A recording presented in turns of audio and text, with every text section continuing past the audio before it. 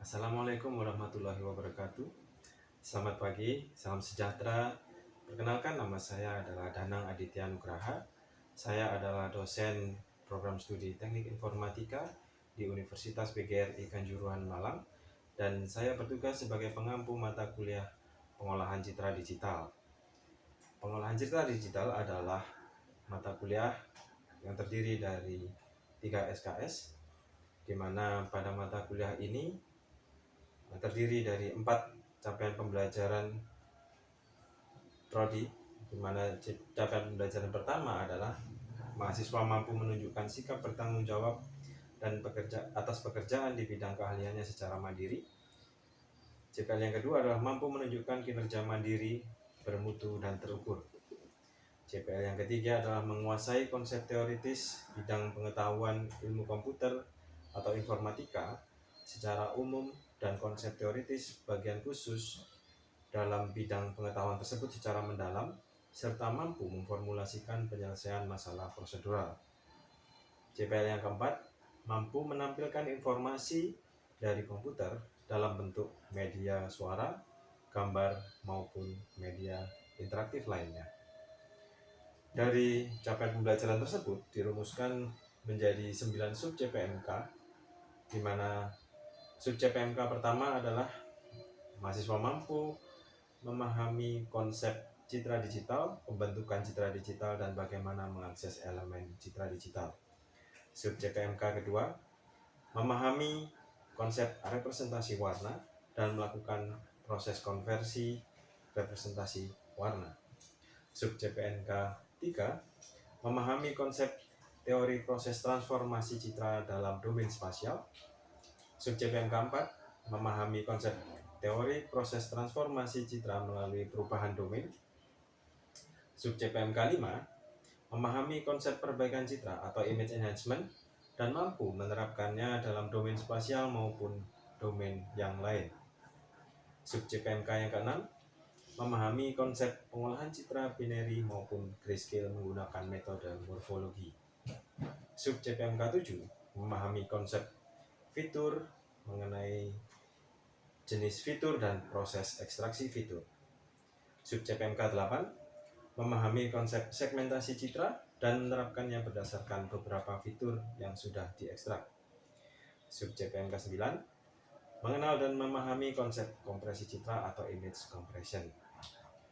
Mata kuliah ini terdiri dari 16 pertemuan, di mana pada mata kuliah ini menggunakan beberapa tools atau aplikasi, yaitu diantaranya adalah bahasa pemrograman Python dan juga library OpenCV sebagai library pelengkap untuk mengolah citra digital.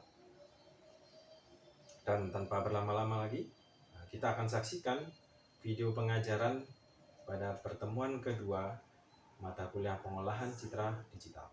Terima kasih. Baik, selamat pagi. Ya, bagaimana kabarnya? Oke, hari ini kita akan masuk di pertemuan kedua di mata kuliah pengolahan citra digital, dan kita akan membahas tentang pengenalan apa itu citra digital ya. Jadi saya yakin Anda sudah pernah menggunakan sebuah citra digital.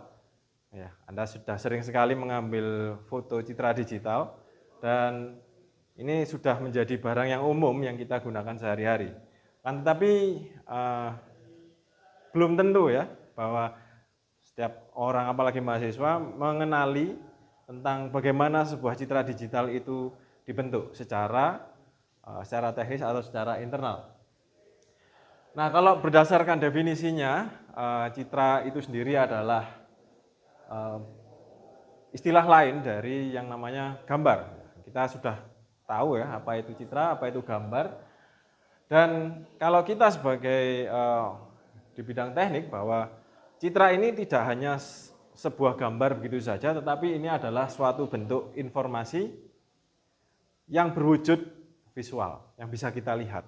Jadi bukan hanya berupa angka-angka ataupun teks, tapi ini adalah suatu informasi yang berbentuk visual. Nah, sebuah citra digital itu bagaimana bisa terbentuk? Nah, kita lihat konsep bagaimana mata kita melihat citra di sekeliling kita. Bahwa apa yang Anda lihat melalui mata Anda itu adalah sebuah citra. Nah, ini adalah gambaran organ, ya, gambaran diagram dari organ mata manusia. Dan di sini kita lihat bahwa ada lensa, ada retina, di mana retina ini bertugas untuk menangkap citra yang akan dilihat melalui mata kita. Dan kalau kita pernah belajar mungkin Anda pernah belajar di waktu biologi ya, mata kuliah biologi, bahwa sebuah citra itu tertangkap oleh mata dalam kondisi seperti ini. Jadi ini adalah objeknya, dan kemudian di mata kita, objek ini akan tertangkap secara terbalik seperti ini. Nah, tapi kenapa kok kita sebagai manusia tidak melihat benda-benda di sekitar kita terbalik? Nah, kenapa seperti itu? Karena itu adalah fungsi dari otak kita yang bisa mencerna apa yang ditangkap oleh mata itu, objeknya adalah seperti ini, bukan terbalik seperti itu. Jadi ini adalah suatu cara dari otak kita untuk mencerna apa yang ditangkap oleh mata. Nah, begitu pula dalam proses pembentukan citra digital, kalau Anda pernah tahu bahwa konsep dari kamera itu adalah menggunakan konsep yang sama seperti halnya mata manusia, di mana ada objek dan kemudian ditangkap oleh sensor. Kalau ini adalah konteksnya kamera digital, dan dari sensor itulah kemudian terbentuk suatu citra digital. Nah, objek ini bisa terlihat oleh mata kita karena apa? Yang pertama adalah karena mata kita itu mampu menangkap cahaya. Nah, cahaya yang bisa ditangkap oleh mata manusia itu memiliki keterbatasan, ya. Jadi kalau dilihat berdasarkan panjang gelombangnya itu hanya antara 0,4 kali 10 pangkat min 6, yaitu adalah warna violet, hingga sampai ke 0,7 kali 10 pangkat min 6, yaitu adalah warna merah. Selebihnya di luar daripada itu sudah tidak bisa ditangkap oleh mata manusia. Tetapi bukan berarti gelombang tersebut tidak ada. Contoh, gelombang ultraviolet. Ya, gelombang ultraviolet itu di luar kemampuan mata manusia, tetapi gelombang itu ada. Begitu juga infrared, ya, di atas dari cahaya merah. Itu sudah tidak bisa ditangkap oleh mata kita, tetapi gelombang itu ada. Contohnya Anda gunakan dalam, ada yang tahu? Infrared? Remote, ya betul. Remote televisi, remote AC, remote apapun menggunakan cahaya inframerah. Nah, dari cahaya yang bisa ditangkap oleh mata ini, nah akhirnya di mata kita itu tergambarlah suatu citra analog. Nah, apa itu citra analog? Citra analog adalah citra yang ya belum dikomputerisasi istilahnya. Jadi citra-citra yang masih dipresentasikan secara fisik, kita contohnya adalah seperti foto, poster, spanduk dan lain sebagainya. Itu adalah bentuk citra analog.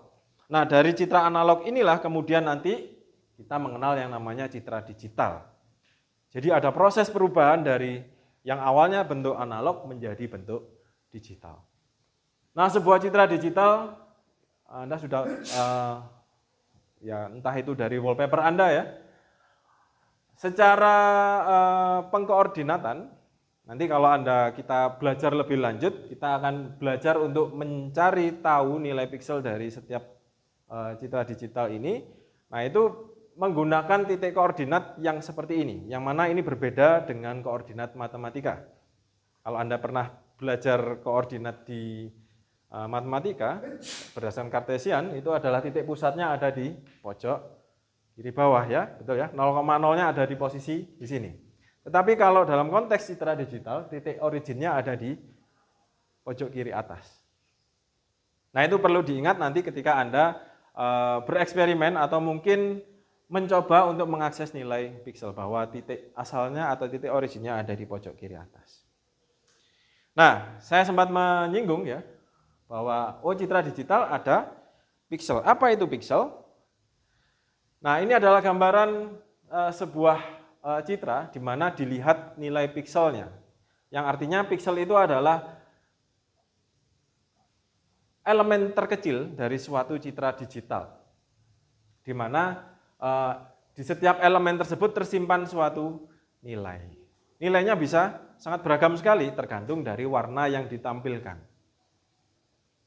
Nah, kok bisa ya dari citra analog kemudian berubah menjadi piksel seperti ini?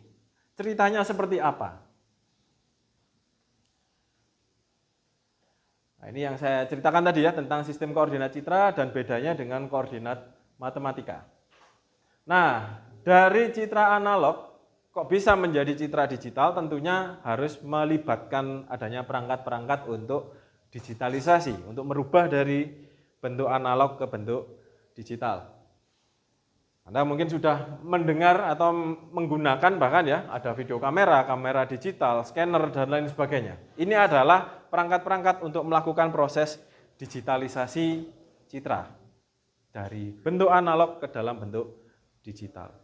Kalau kamera digital berarti ya citra yang kita lihat di sekitar kita ini adalah sebenarnya adalah suatu citra. Tanpa kita sadari ya, di sekitar kita yang kita lihat ini adalah suatu citra juga. Dan dibentuk menjadi analog melalui perangkat kamera digital atau video kamera. Nah, proses digitalisasinya seperti apa? Ini perangkatnya. Kalau proses digitalisasinya ada 2 tahap. Ini adalah gambaran ya. Bagaimana perangkat-perangkat tadi, cara kerjanya adalah seperti ini. Jadi ada sumber cahaya mengenai objek dan yang ditangkap oleh perangkat itu adalah pantulan cahayanya. Nah, sehingga elemen terpenting di dalam penangkapan citra atau gambar adalah apa? Cahaya. Selama ada cahaya, Anda bisa menangkap citra. Tetapi kalau tidak ada cahaya sama sekali, maka ya Anda tidak mendapatkan gambaran citra apapun. Jadi sebenarnya yang ditangkap oleh mata kita, ditangkap oleh kamera itu adalah pantulan cahaya.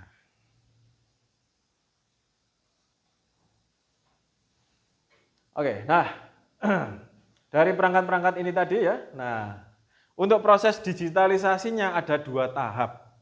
Yang pertama adalah digitalisasi spasial yang disebut dengan sampling, dan ada digitalisasi intensitas yang disebut dengan kuantisasi. Nah, kita lihat satu persatu, digitalisasi spasial seperti apa.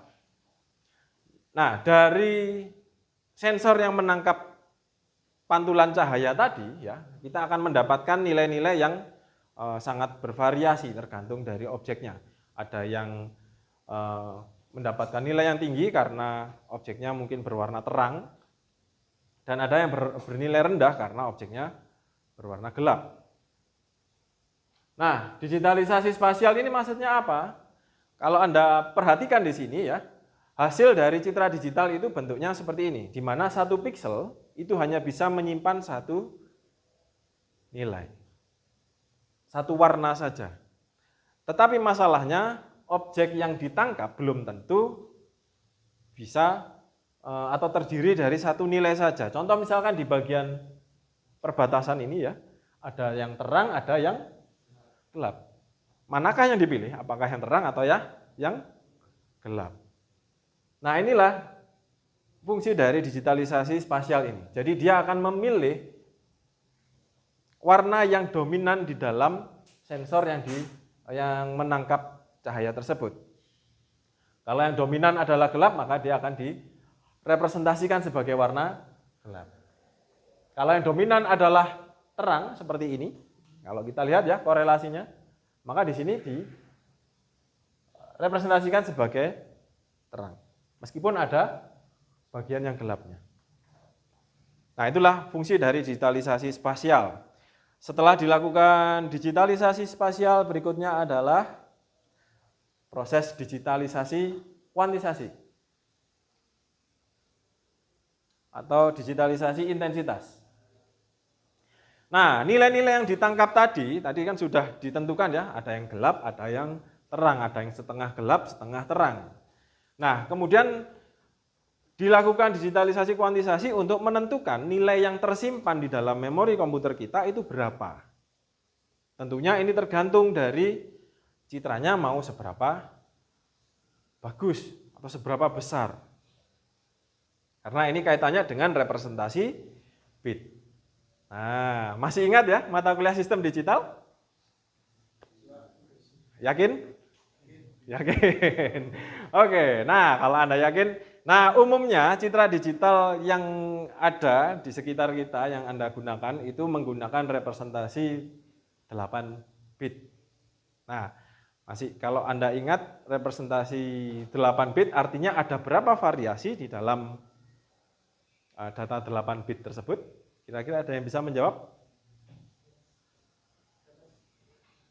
Siapa? Oh ya, silakan Mas. Oh iya, betul. Dari mana 256 itu? Oke, 2 pangkat 8.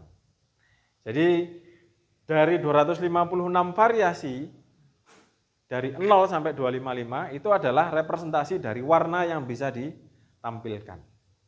Nah, tentunya belum tentu kita hanya terfokus pada 8 bit. Ada kalanya kita membutuhkan citra yang lebih kecil, sehingga pengaruhnya ada di kuantisasinya ini. Kalau tadi 8 bit berarti di sini ada 256 macam warna yang diwakilkan oleh 8 bit bilangan biner dari 00000 sampai 1111. Gitu ya. Yang mewakili dari hitam sampai ke putih. Oke, nah itu yang disebut dengan kuantisasi. Nah, kalau 4 bit bagaimana? 4 bit berarti 2 pangkat 4. Coba pangkat 4 berapa? 16 warna saja. Nah, itu ya, nanti kita akan melihat bahwa proses kuantisasi ini akhirnya mempunyai pengaruh pada kualitas dari citra.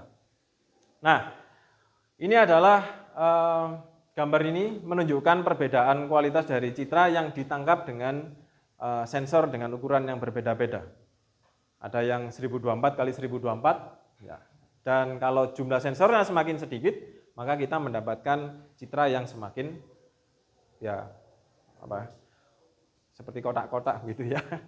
Karena apa? Karena jumlah pikselnya juga menjadi lebih sedikit. Inilah yang kemudian menjadi spesifikasi dari kamera misalkan di HP Anda. Anda punya kamera sekian megapiksel. Nah, itu menunjukkan jumlah sensor yang dimiliki oleh kamera HP Anda. Nah, ini tadi ya digitalisasi kuantitas. Ini contohnya ya. Jadi ketika misalkan diwujudkan di dalam citra 3 bit, di mana hanya ada 8 variasi warna dari 0 sampai 7, ya. Maka di sini warna yang bisa ditampilkan hanya ada 8 macam warna saja. Kalau 8 bit ada 256 macam warna. Dan setiap warna itu diwakilkan oleh nilai dari 0 sampai 7.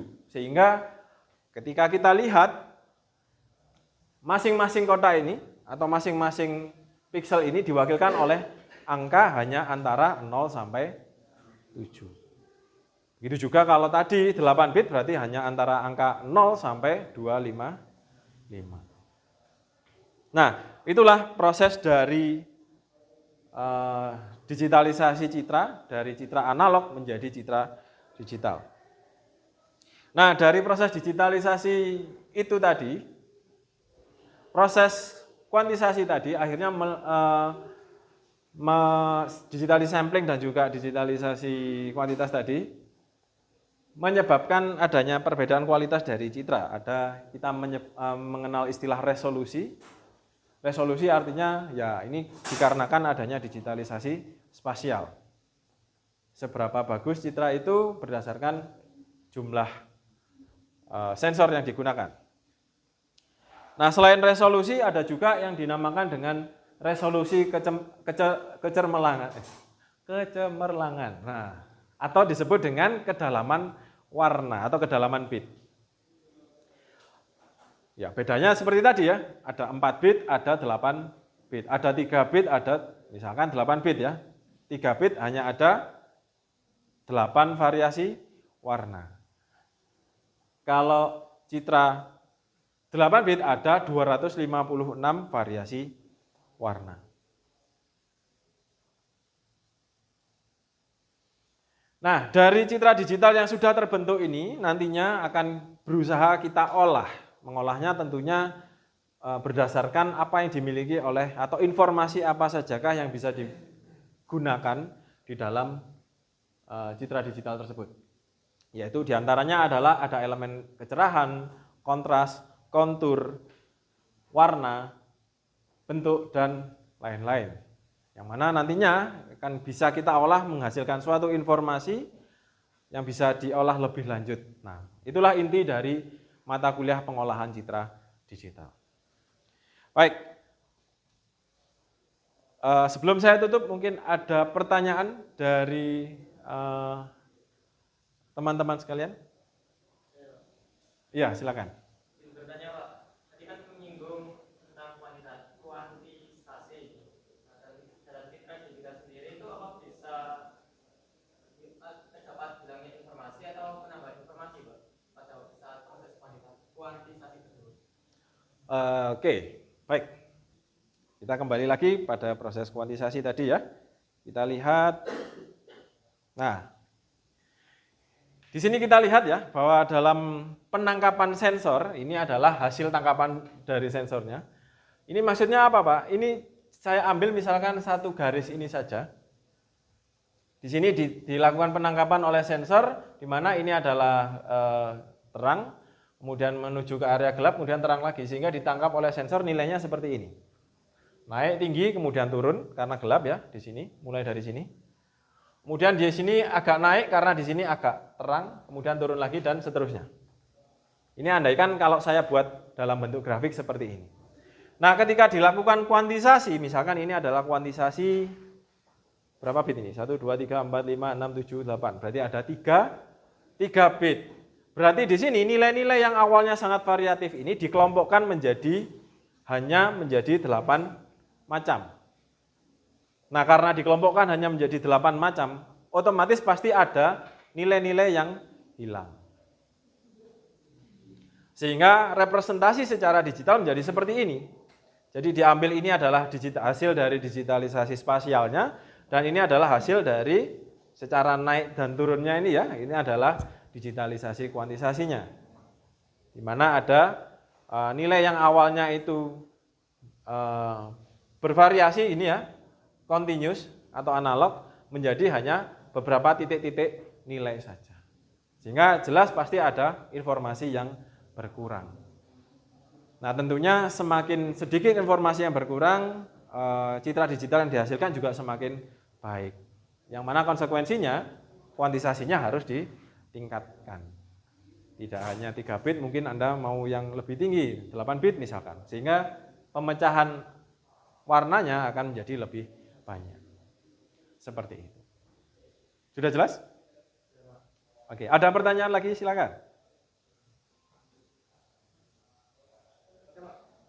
Iya, silakan. Iya. Kalau kita kan pernah melihat terus kayak upscaler image gitu Pak. Biasanya kalau aku sering kayak gitu biasanya pakai metode yang naikin pixelnya atau pixelnya. Upscaler itu meningkatkan ukuran atau meningkatkan kualitas dari gambarnya. Oke. Nah, untuk meningkatkan kualitas dari gambar berarti secara warnanya ya yang ditingkatkan. Nah, bagaimana itu bisa dilakukan? Jadi kalau Anda pernah mungkin nanti bisa dicari-cari ya. Memang secara citra digital misalkan saya punya citra digital nilainya hanya ini saja. Kemudian dilakukan upscaling berarti ada penambahan nilai. Yang sebelumnya itu hanya beberapa nilai ini saja, kemudian ingin diperbaiki lagi, ditingkatkan lagi, ditambah warnanya. Caranya bagaimana? Yaitu dengan melakukan perkiraan. Bagaimana bisa diperkirakan? Karena ini adalah kalau kita lihat asalnya berasal dari sebuah kurva.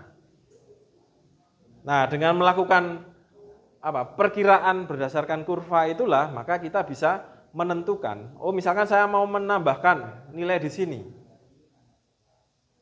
Caranya bagaimana? Yaitu dengan melakukan perkiraan itu. Ini metodenya disebut dengan metode interpolasi. Seperti itu. Sudah jelas? Oke. Baik. Untuk saat ini pertanyaan sampai di situ. Dan dengan demikian berakhirlah untuk pertemuan kita hari ini. Jangan lupa minggu depan ya dipersiapkan. Saya ada sedikit tugas untuk Anda.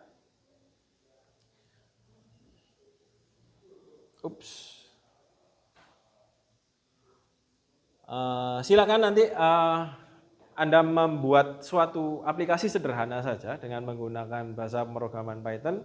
Gunakan foto Anda sendiri-sendiri untuk sebagai bahan percobaan ya.